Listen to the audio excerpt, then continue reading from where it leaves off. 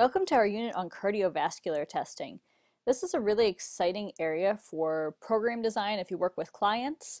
It can also be very exciting if you work in a medical environment. However, this area is very commonly misunderstood.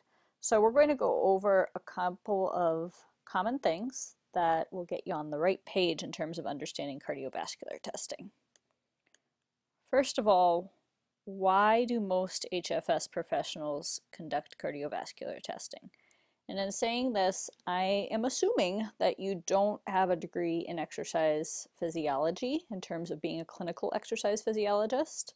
I'm also going to assume that you don't have a medical or doctorate degree at this point. If you do, we will touch on that very briefly in the next slide. So why do most HFS professionals conduct testing? We want to know baseline fitness level. We want to design programs.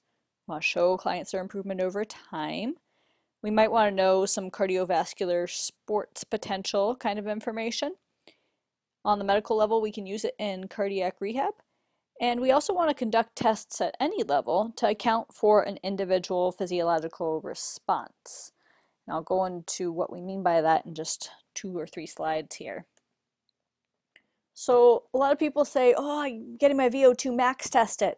And many times I'm going to ask you, are you sure you got your VO2 max tested? Most of the time the answer is no, and we'll go over the difference here. So VO2 max test, it is out of the scope of HFS professionals. You cannot conduct this test unless you are working in a clinical environment, hospital environment, and you've specifically been hired to do this task and you're appropriately supervised. It's used for diagnosis of cardiovascular diseases and related diseases. It's used to determine patient prognosis and cardiac rehab plans. Sometimes elite athletes do get this test done. We're not going to talk much about that. It's a little bit rare. And then also note that clients with a moderate or high risk stratification, we talked about risk stratification several units ago, must have an MD present on site to conduct these tests. So most of the time when people are like, I got my VO2 max test done, they mean they got their VO2 submax test done. And this is in the scope of an HFS professional. It can establish a fitness baseline, improvement over time, basis for your program design, and you can conduct it in a fitness setting. You need relatively little equipment. There are many different options. Some have more equipment, some have less. We'll touch on all of those. So as an HFS professional, how do I assess somebody's cardiovascular fitness if I can't run a VO2 max test? We run a submax test and we calculate an estimate. So ideally, you would use a direct measurement if it was available to you. If that's not available to you, you don't have that kind of equipment, you can run a field test. So a field test would be YMCA step test, Cooper test, walk-run test. We'll go over a couple of options that require relatively little equipment. And if you can't do that, you can run a calculation only without measuring any active variables for the client. The direct measure is going to give you the most physiological information about the individual, so it'll be the most individualized program, versus the calculation only is going to give you the least information, and the field test will be in the middle in terms of accuracy and individualization. So what's a direct measure? An example that is commonly used in health clubs is the New Leaf metabolic cart. There are some others out there. New Leaf just a couple years ago was purchased by Lifetime Fitness with exclusive rights. So there are some other methods. Essentially you have a mask on, and this is measuring your carbon dioxide output relative to your oxygen input, and then it directly measures when you switch from burning primarily fats as a substrate to primarily carbohydrates as a substrate. And that allows you to correlate your heart rate with the different workloads so you can develop a zone training program. That's the primary use of that test. It can also be used for some other information as well in terms of program design, metabolics, and nutrition coaching. If you don't work for Lifetime Fitness, there are some other options out there that other facilities do have rights to. So let's say this equipment's not an option. You want to work in a facility that doesn't have this technology. You can always do a field test. A field test requires relatively little equipment, such as maybe a stopwatch, heart rate monitor if you have it. If not, you can still measure without it. a track area, a treadmill, a bike. There's all kinds of tests out there. So some really common ones are the Rockport Walk, 12-minute walk run, Cooper YMCA step test, and many cycle ergometry tests. There are many more than this. These are just a couple of examples. So what if that's not an option? Well, you could do calculation only. And there are a couple of different calculations out there. One is to use 180 minus your age and then conduct a program based off of anaerobic threshold, because the 180 minus your age estimates your anaerobic threshold. We'll go into what that term means in just a second if you're not familiar with it.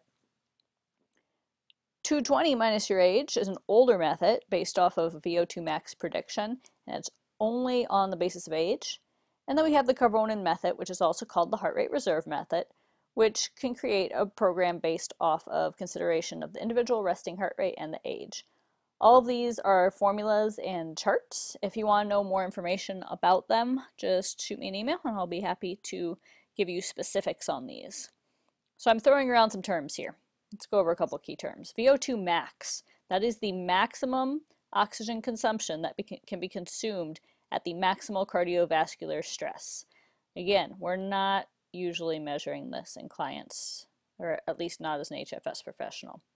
We're usually going to measure a VO2 peak if we are going to measure, and that is the greatest value of oxygen consumed and record it during the submaximal VO2 test. So we didn't actually go to our full out complete effort. RER, I'm throwing that one around a little bit, respiratory exchange ratio, that is the ratio of carbon dioxide exhaled to oxygen inhaled. It is so important because that helps us determine our anaerobic threshold, which is the intensity at which you convert from primarily burning fat to primarily burning carbohydrate as a substrate. This is important in program design because we want to make sure that we are teaching our body to utilize the substrates in the way that is going to help us achieve our goals. And if you're scratching your head right now going, I have no idea what you mean, that's okay. I'm about to go into that in detail. And then the aerobic base, that can be measured on some of these direct measures like the New Leaf, and that correlates the heart rate to the point at which you burn the highest percent of calories from fat. Over time, as your fitness improves, you should see an increase in your aerobic base and an increase in your anaerobic threshold. So what do we measure? How do we do field tests? Well, it depends on the protocol you're using. If you do have access to one of these New Leaf carts, you're going to measure respiratory exchange ratios and heart rates. If you don't have access to that and you just want to do a field test, the Rockport Walk is one I'll go into. You need the person's weight, the minutes to complete the test, heart rate, and age. And then the YMCA step test is another very common field test, and you need to measure heart rate. So YMCA step test, how exactly is this done? You need a 3-minute time frame. You need a 12-inch step, and you need a metronome. A metronome is commonly the thing that you play music to if you have instrumental background. If not, you can download a Cadence running app. There's many of them for free on your iPad. Just type in Cadence running and set that to 96 beats a minute. Just make sure you're not in a waltz tempo. Make sure you're in a 4/4, not a 3/4.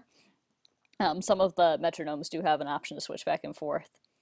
And then after you conduct this test, so you have the client go up, up, down, down with every foot on the beat for 3 minutes. When you are done, you immediately measure the recovery pulse for 60 seconds. You look that up in the table, you categorize it, and then you design the program. So if it's poor or fair, you design a Zone 1 cardiovascular base building program, and I'm saying Zone 1 out of 3 zones here.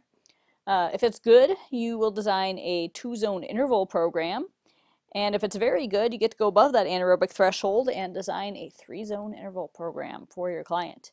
If you have questions about what that means, I'm going to give you a resource here at the end, and you can also email me for more information. Rockport Walk Test.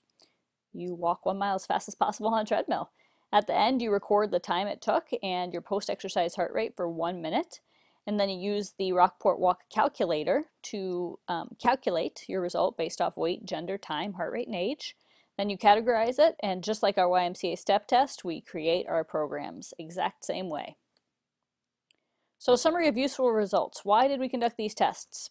Well, if you have a New Leaf cart or an active metabolic rate cart, you can immediately get heart rate training zones. The machine will spit them out for you once you enter the appropriate data and conduct the measurements. You should see a change in aerobic base, hopefully improving over time, meaning increasing and burning more fat across more heart rates. You should see a change in the anaerobic threshold, hopefully increasing over time. You should see a change in the VO2 peak, and you should see a change in the estimated VO2 max over time. The field tests, Rockport Walk, YMCA step test, they will estimate your VO2 max and change over time, so you can help your clients understand their baseline and their improvement. And then you can compare it to the standardized tables to create the cardiovascular program design as outlined above. So references and resources. This first resource here, it is a blog article. It is actually one I wrote in review of the literature. Really handy reference tool for program design, and especially if you want to know how to design cardiovascular programs based off of 3 zones. It also has the Carbonin formula in it. So if you plan to create programs based off the Carbonin formula, it shows you how to do that. And then the other 2 references are textbooks. The NASM is not part of this program, but great reference. And the ACSM is part of this course. So feel free, if you have questions, to email me. And I hope you enjoyed this presentation and it helped outline many of the key confusing concepts in cardiovascular testing.